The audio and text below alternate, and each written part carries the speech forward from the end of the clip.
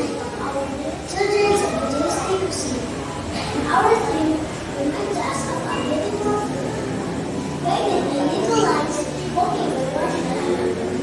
Sometimes we think only is proud and look out and lead the way, but God often uses this little sign to point to the greatest goal, and that is exactly who we have with us tonight.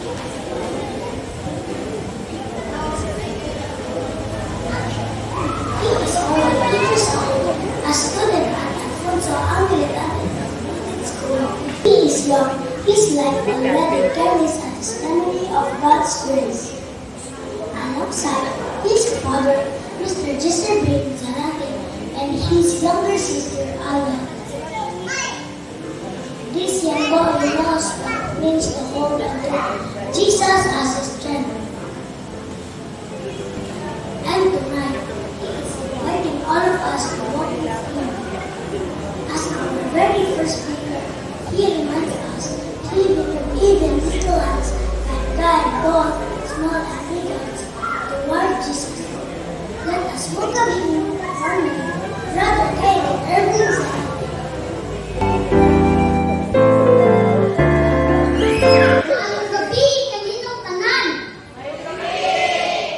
Pagkaninong ng mga grupo sa mga bata ang natubang karon. Halipay ako nga makapagsakan ninyo anak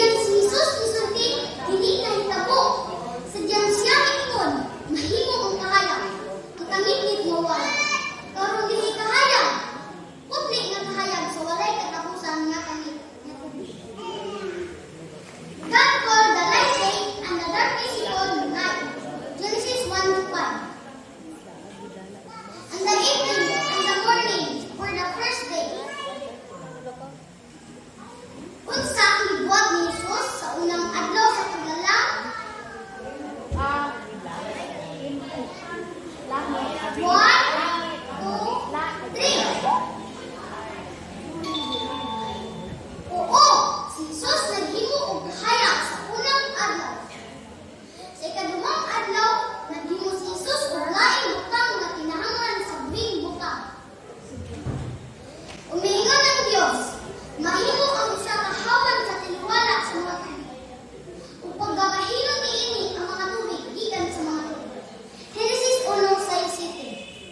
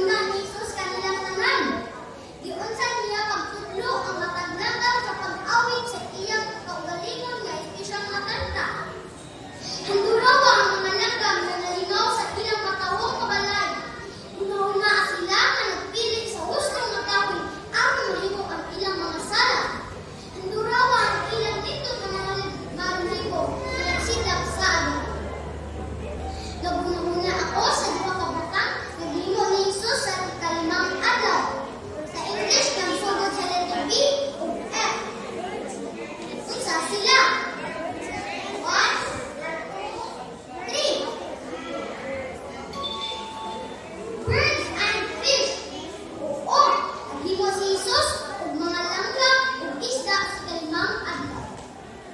Sa unang higayon, si Jesus milakaw sa makahulong nga kalibutan nga iya gibuhat. Sa akong una-una, ang tanang mga langgam awit sa ilang labing nindot nga mga awit ngadto sa ilang mga bubuhat. Apan gihulong si Jesus ug nahilom ang mga langgam.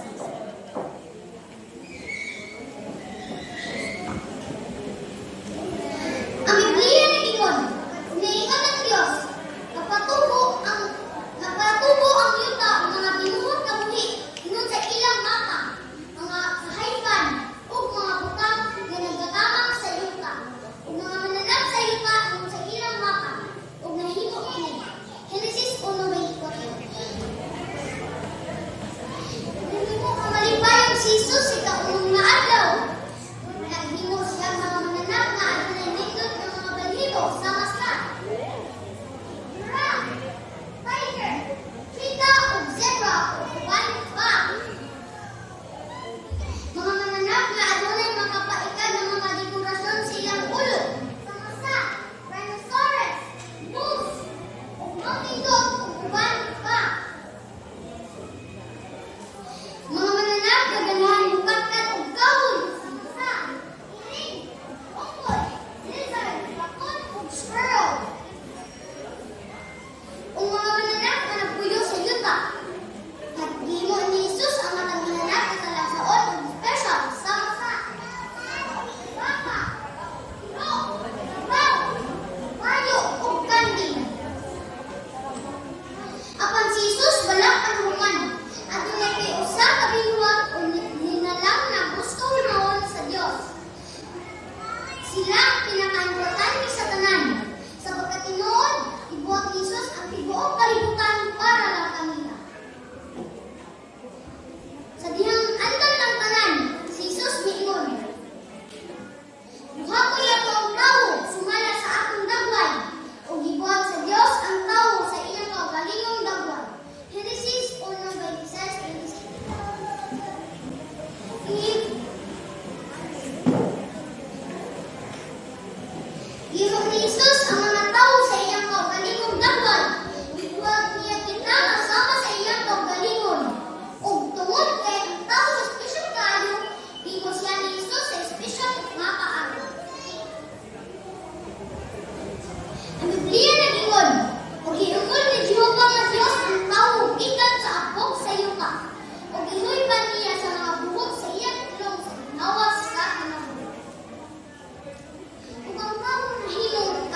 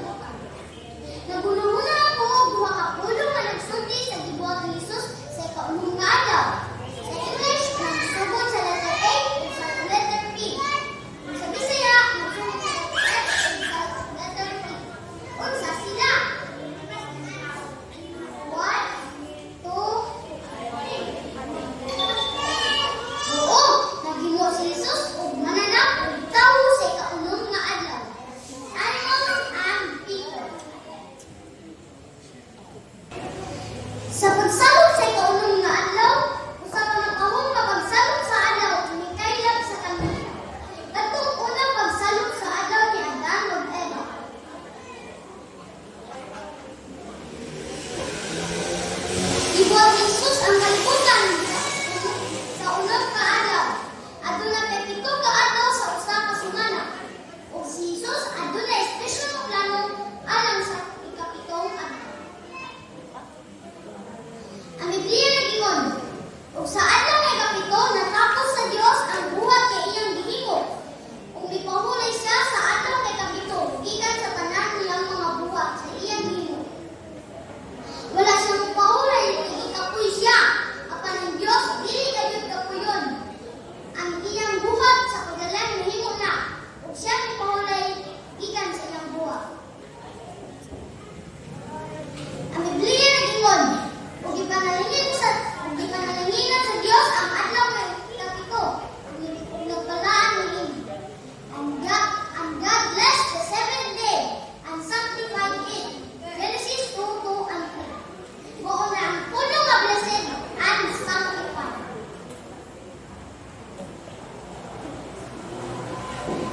Mupasabot kag gihimo ni Jesus nga espesyal ug dalaan ang ikapitong adlaw. Kadto ka espesyal nga adlaw alang sa iyang katawan. Naigahin uban kaniya. Panahon kadton na ilang hinungdungan o sa kabukang na may nungganon kaayo. Nagbuhat sa Dios ang yuta o ang tanan na anaan niini. Ang Biblia na puno sa talagsaong mga sugilanon o mga bersikulo. At tagabi, ato makatulan ang usahan niini ng mga bersikulo.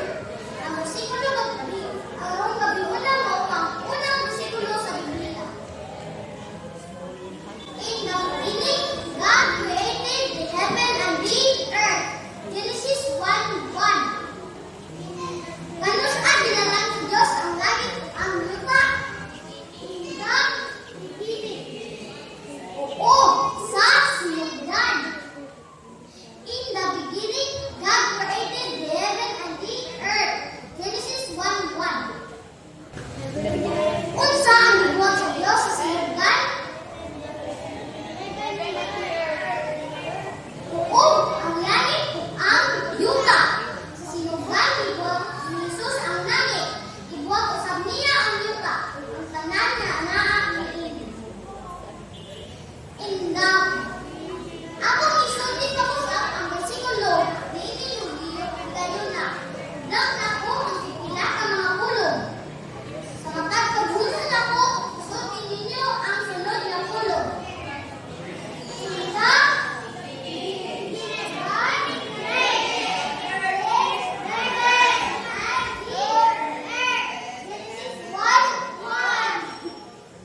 maayo kaayo ang diyang unang mga letra sa mga pulong. Sa ihap nako matulog, isulti ang bersikulo uban tanaw. 1, 2, 3.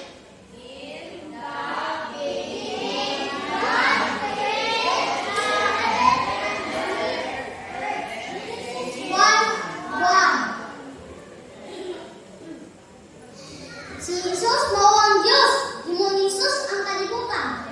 Aron ato nakatunan kung sa bersikulo sa Biblia nga nagingon nga iyang gibuhat ang kalibutan. Makita kini sa Genesis 1:1.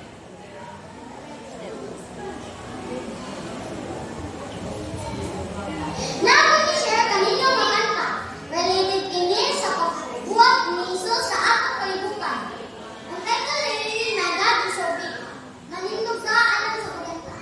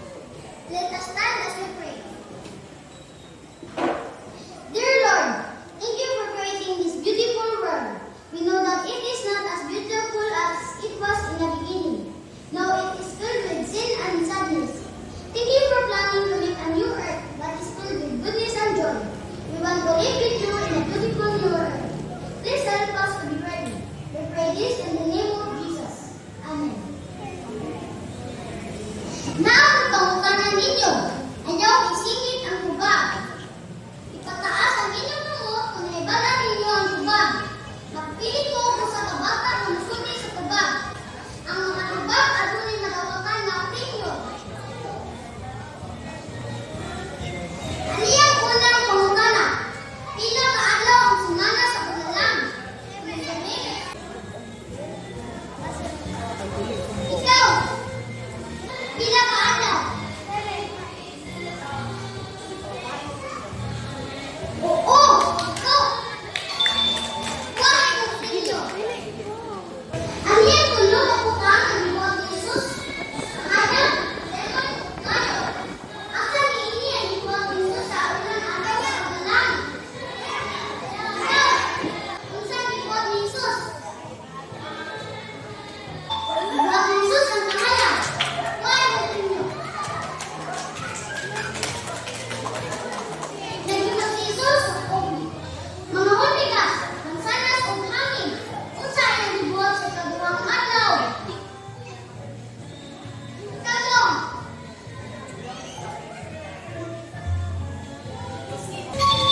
Nagibuhat ni Jesus ang hangin. Ang atmosfera sa kaduhang adlaw. Why ko pinyo? Tanawa ang karabas sa una, manok o Brontosaurus. Unsa ang gibuhat ni Jesus sa kaduhang adlaw? Ikaw. Oo, gibuhat ni Jesus ang law sa mga pula. Why ko Christ? Gibuhat ni Jesus ang mga wasawang spider. Adlaw karnero. Unsa ang gibuhat sa kaupat na adlaw? Ikaw.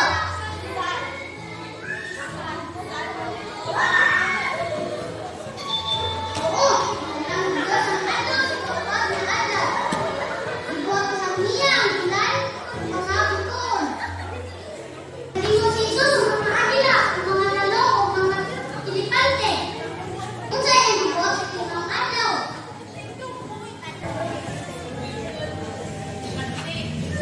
Oo, gibuhat ni Jesus ang mga agila o ang kanyang lalak o pista sa tinuang adlaw. Unsa ang gibuhat ni Jesus sa tinuang adlaw? Gibuhat ni Jesus ang mga oso, tawagkang mga nanganak sa tinuang adlaw. Jesus ang nagbuhat og mga tawo, mga curse o mga loro. Akan matalawang niini ang himutog sa ikaulong nga adlaw. Kahit sa to. Ikaw.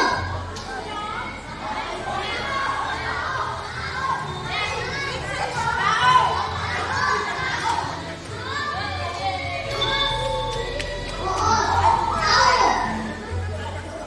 Ito ang tawo ang katausang adlaw sa simana sa paglalang. At trabaho ba si Jesus kung ipahuli ba sa kanyang adlaw? Mahilig tubag, pagkakanan, pagkakanan, pagkakanan sa tulo. Isa, dua, tulo.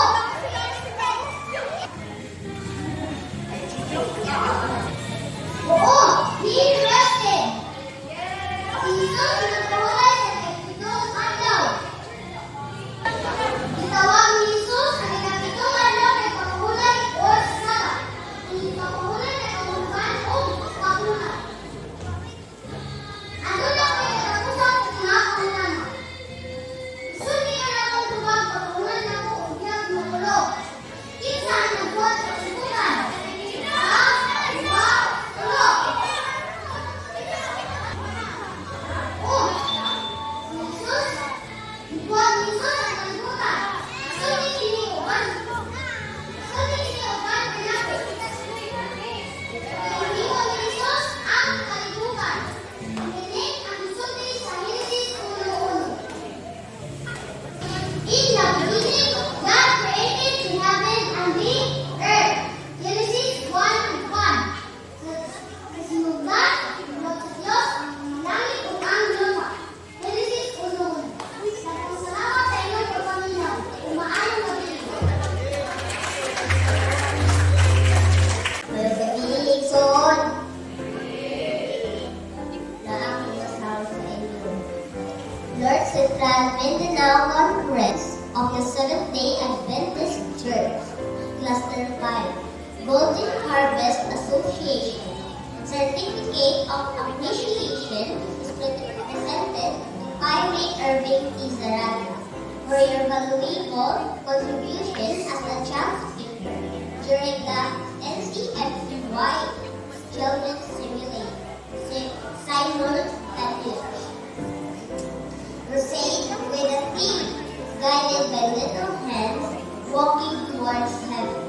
Held on April 19 to 25, 2026 at San Juan Seventh-day Adventist Church, Barangay San Juan, Pinoy City, Misamis Oriental. From the lips of children and infants you have ordained praise. Matthew 21:16. Presented this 19th of April 2026. Signed, Pastor Ham B. Arellano, Golden Harbor Association District Leader. Gemma Iskainen, NCMC.